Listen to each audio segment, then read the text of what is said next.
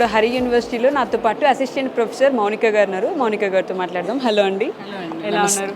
Good అండి. Okay, so why Hari university firstly?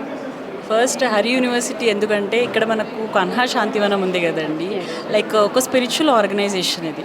మనకు బయట పిల్లలకి ఎలా ఉన్నాయి ఈ రోజులలో స్ట్రెస్ కండిషన్ అనేది ఎలా ఉందనేది మనందరికీ తెలుసు.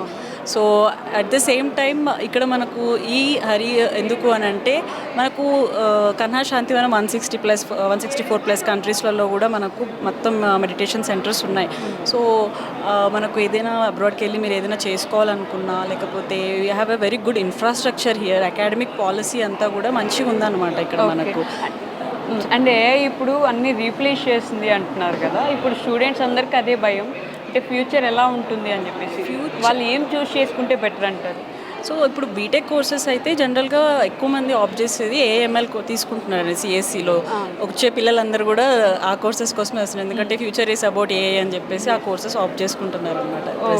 బట్ అంటే మిగతా యూనివర్సిటీస్లో కూడా ఏఐ ఉంటుంది, నార్మలే కదా, సో హరి యూనివర్సిటీ ఎందుకు చూస్ చేసుకోవాలి? సో మనం ఇక్కడ వి గో విత్ రీసెర్చ్ అండి. మేజర్గా మన ప్రాక్టికల్ వేలో ఎలా చేయాలి అనేది ఎక్కువగా ఫోకస్ ఉంటుంది మనకి ఇక్కడ.